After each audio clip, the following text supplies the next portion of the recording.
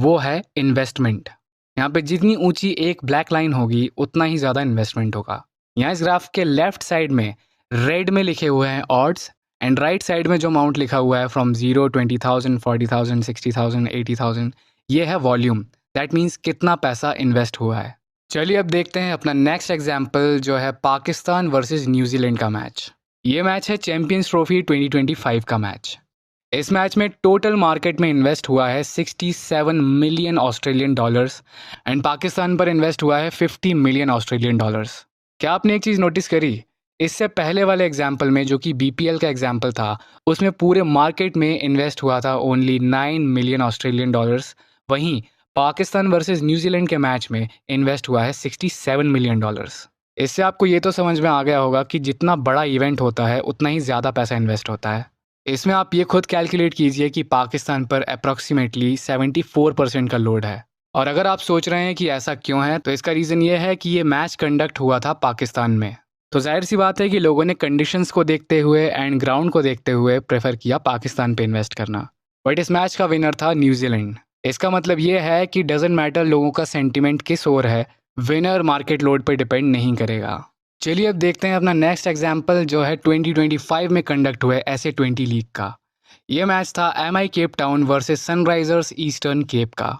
और जैसा कि आपको दिख रहा है कि टोटल मार्केट में इन्वेस्टमेंट हुई थी 3.9 मिलियन ऑस्ट्रेलियन डॉलर्स की एंड उसमें से ऑलमोस्ट पूरा का पूरा 3.9 मिलियन ऑस्ट्रेलियन डॉलर्स इन्वेस्ट हुए थे सिर्फ और सिर्फ MI केप टाउन पर। अब मैं आपको बताता हूँ इसका रीज़न क्या था। वीडियो की स्टार्टिंग में मैंने आपको बताया था कि मार्केट लोड को क्या चीज़ अफेक्ट करती है। उसमें से मैंने आपको एक पॉइंट बताया था टीम का फॉर्म। MI केप टाउन बहुत ही अच्छे फॉर्म में थी। दूसरा reason, they had bigger names in the team. इनके पास एक बहुत ही अच्छी बॉलिंग साइड थी जिस कारण मार्केट का सेंटिमेंट MI केप टाउन की तरफ था।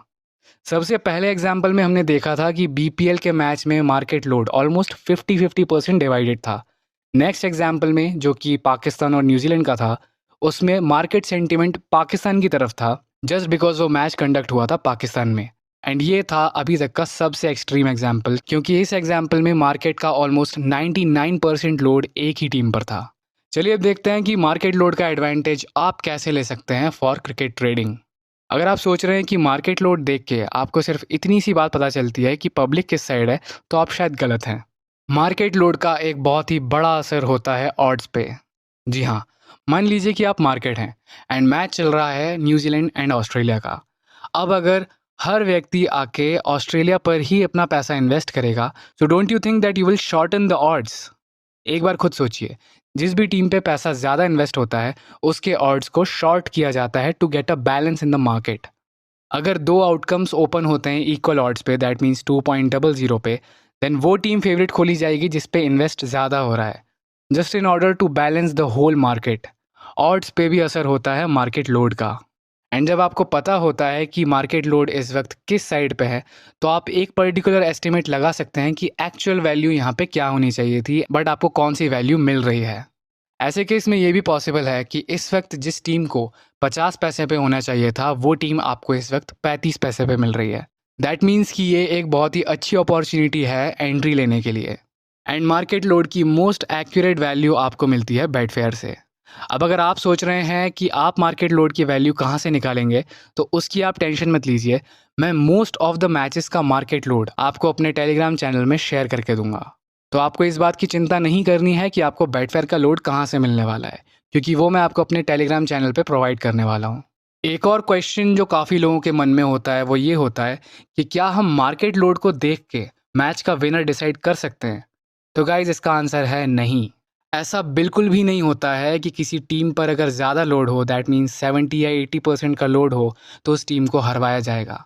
ऐसा बिल्कुल भी पॉसिबल नहीं है क्योंकि मोस्ट ऑफ द क्रिकेट जो कंडक्ट होता है वो एक फेयर गेम की तरह कंडक्ट किया जाता है। उसमें किसी भी तरह से किसी और का इन्वॉल्वमेंट नहीं होता। तो अगर आप इंटरनेशनल मैचेस की बात कर रहे हैं एंड आप कह रहे हैं कि इंडिया एंड जिम्बाब्वे का मैच हो एंड इंडिया पे 99% लोड हो तो इंडिया हारेगी, तो ऐसा बिल्कुल भी पॉसिबल नहीं है। इनफैक्ट आपको ये जान के हैरानी होगी कि बेटफेयर का जो मार्केट लोड होता है वो भी एक एग्जैक्ट लोड नहीं कहलाता क्योंकि बेटफेयर एक ऐसी साइट है जो बहुत ही लिमिटेड कंट्रीज़ में एक्सेस करी जा सकती है। इसमें इन्वेस्टमेंट ज़रूर होती है बट ये आपको एकदम एग्जैक्ट लोड शायद नहीं बता सकती, क्योंकि exact load local book makers के पास होता है, ना कि बेटफेयर के पास।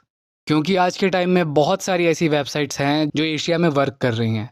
इस कारण एशिया से जो मोस्ट ऑफ द इन्वेस्टमेंट आता है वो इन साइट्स पे ऑपरेट होता है, ना कि बेटफेयर पे। मार्केट लोड का एक और डार्क ट्रूथ है अनफेयर मैचेस। अनफेयर मैचेस का मतलब ये होता है कि कुछ मैचेस ऐसे होते हैं जिनमें फेयर प्ले नहीं होता। ये वो मैचेस होते हैं जो सिर्फ मार्केट की कमाई के लिए करे जाते हैं। ऐसे मैचेस में ज़्यादातर ऐसा होता है कि जिस भी टीम पे पैसा ज़्यादा इन्वेस्ट होता है उस टीम को हराया जाता है, ताकि सिर्फ मार्केट ही अपनी अर्निंग कर सके। एंड ये सबसे ज़्यादा होता है T10 मैचेस में। क्योंकि T10 मैचेस बहुत ही शॉर्ट लेवल पे कंडक्ट किए जाते हैं, तो ज़्यादातर चांसेस होते हैं कि ऐसी leagues most likely unfair play में इन्वॉल्व हो। अगर आपको T10 मैच में ट्रेडिंग करना सीखना है तो आप ये वीडियो देख सकते हैं जो आपकी स्क्रीन पर आ रहा है। इस वीडियो में मैंने आपको बताया है कि T10 मैच में कैसे ट्रेडिंग करी जाती है। मैं आपसे मिलता हूँ अगले वीडियो में, तब तक के लिए एन्जॉय योर लाइफ।